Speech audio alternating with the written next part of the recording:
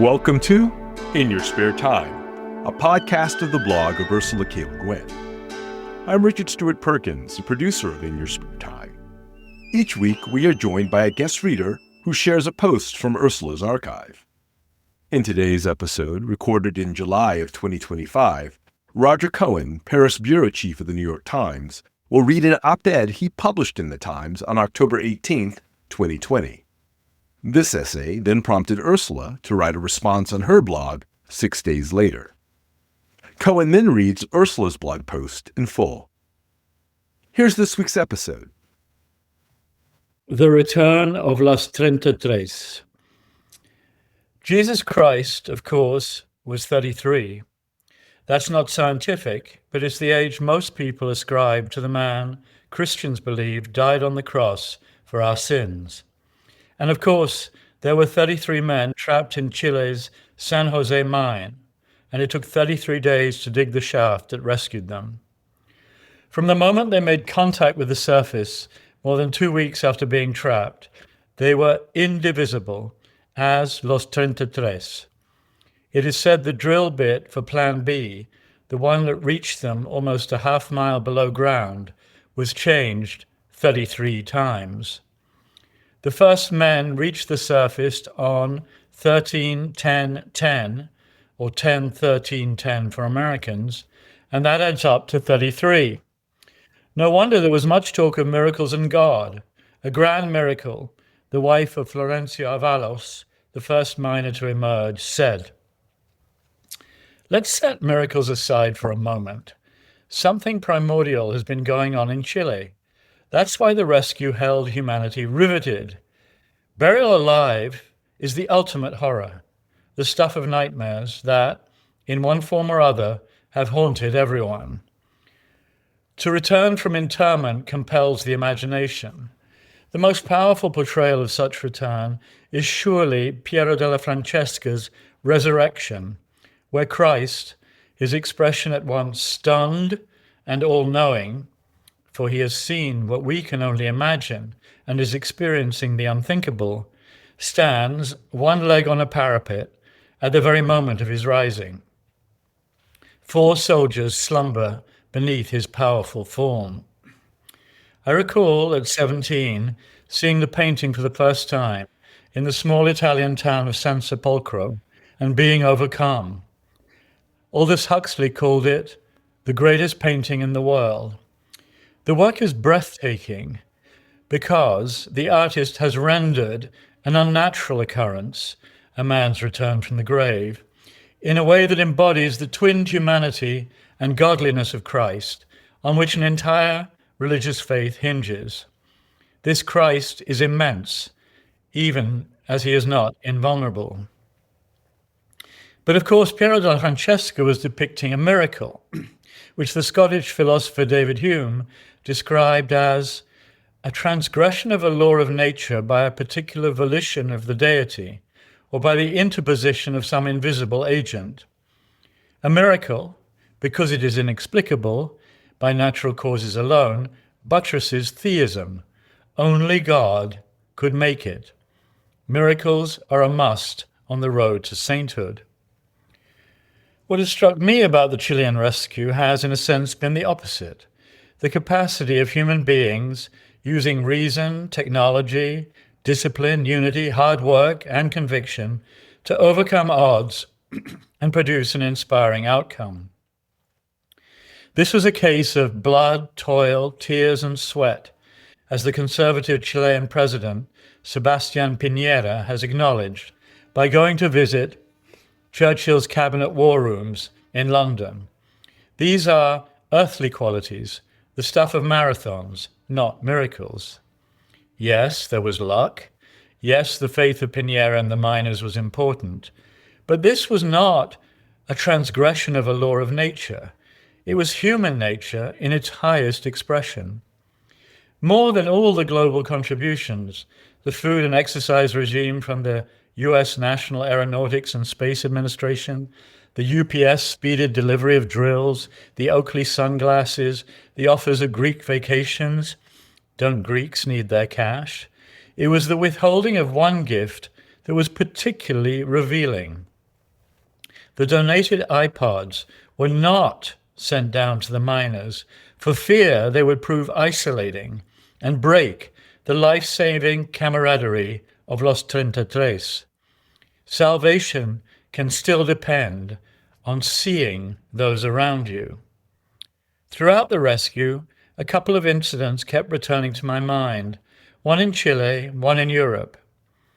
Watching a free nation united behind Chile's first conservative leader since the end of military rule in 1990, I thought of the dark days I witnessed there, particularly the terrifying jackbooted aftermath of the 1986 assassination attempt on General Augusto Pinochet. Across Latin America, the transformation since the Cold War's end has been uplifting, however great the enduring difficulties. I also thought often of little Alfredo Rampi, the 6-year-old Italian boy who in 1981 fell down a well. As in Chile, an earthquake preceded the accident. As in Chile, a nation was riveted, in the case of Alfredino, by his crying in the depths. But there the similarities ended. Alfredo initially was just 36 meters down. Disarray characterized the Italian rescue attempt. A swing-like wooden plank lowered to bring him up got stuck. A parallel tunnel got blocked. A rescuer suspended upside down got a hand to him, but Alfredo kept slithering, and on the third day he died. With today's technology, such an outcome seems unthinkable. Even then, it resulted from a disunity to which Chile never succumbed. The real Chilean miracle was man-made. It lay in the redemptive solidarity displayed below ground by rescuers at the site and on a global level at a time of shrieking polarization in the United States, rampant self-obsession, and persistent division. I raise a glass to that, of Rolling Rock beer, whose mysterious 33 on the bottle may refer to the year Prohibition was ended, or to some deeper, unifying mystery. Roger Cohen, October 18, 2010. Ursula K. Le Guin wrote a blog post called Miners and iPods, having read this column. It reads as follows. In Roger Cohen's New York Times column on October 18, I read that a set of iPods had been donated to entertain the 33 Chilean miners in their underground ordeal. But the devices were not given to the men whose awareness of their situation and consciousness of one another might be crucial to their survival as a group.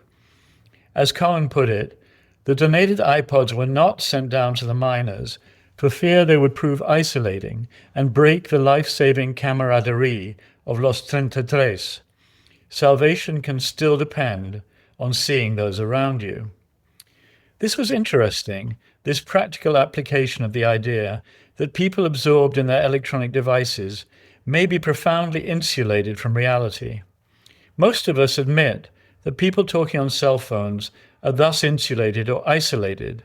They're unaware, conscious only to a limited degree of people around them, cars on the street, etc. But denial is strong. The gross discourtesy of so many cell phone users is condoned. There's endless resistance to banning the use of cell phones by drivers. Have the Chileans a different view of all this? Are they a bit less complacent about what happens to us when we're plugged in? I wanted to learn more. Who sent the iPods? But most importantly, who decided that the miners were better off without them? When I Googled Chilean miners' iPods, I learned at once that it was Steve Jobs who sent the iPods. But from the information I could find on the net, it appears the gift arrived only after the men had been brought up into the light. All the stories are dated October 14, and each simply repeats the other.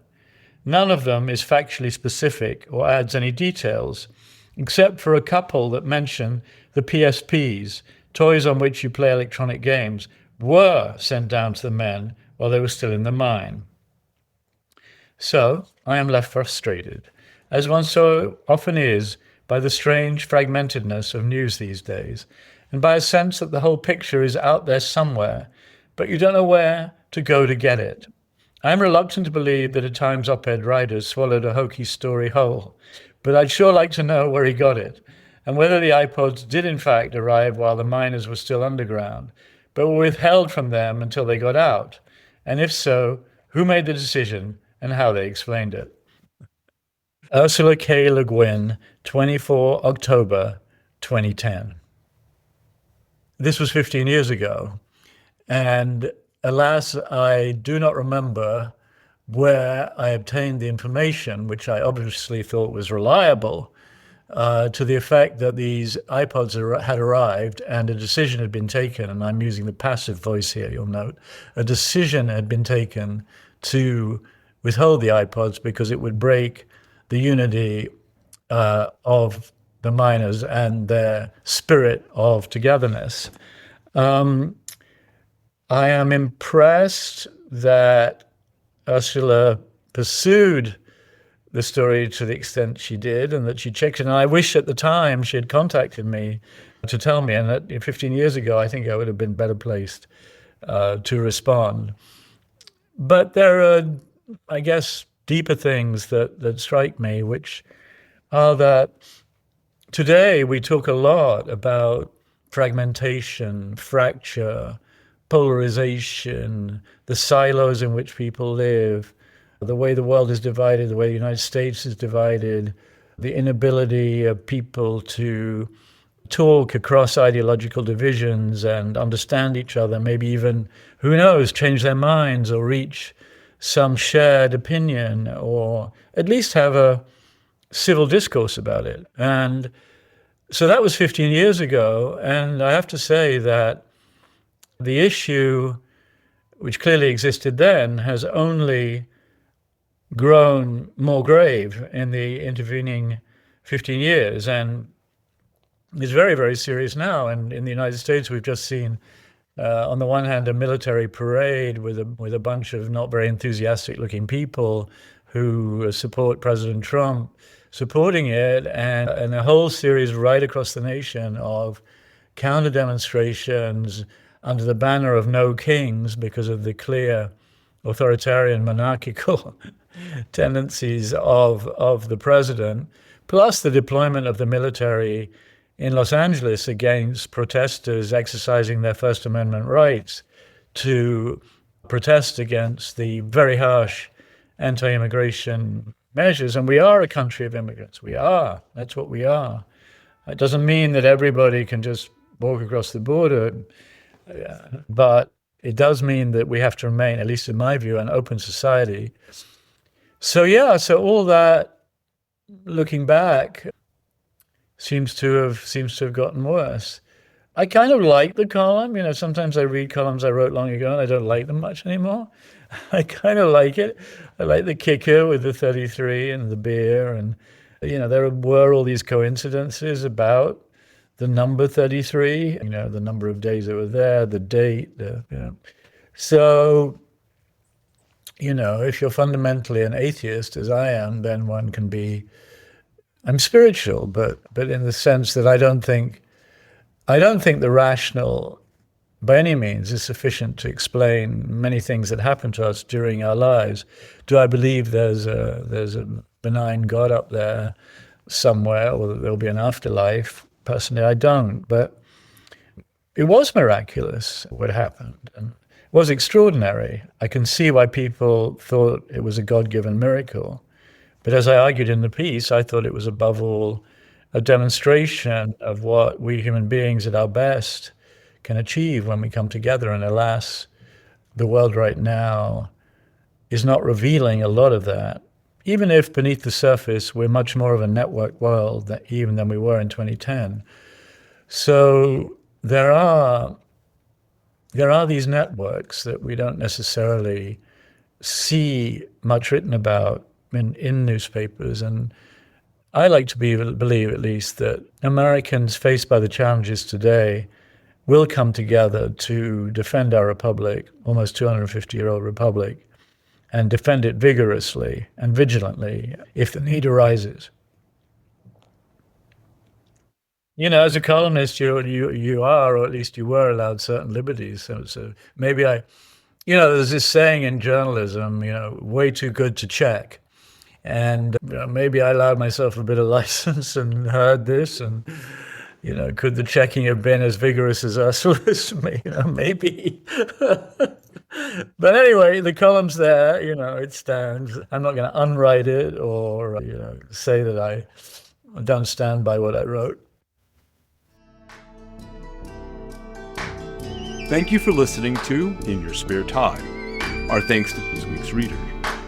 Please subscribe wherever you get your podcast and share this episode with a friend. You can find us and Ursula's blog online and in the socials at Ursula K. Le Guin.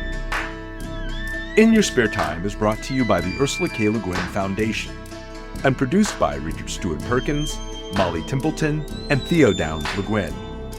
Our theme music was composed and performed by Todd Barton. We'll see you next week on In Your Spare Time.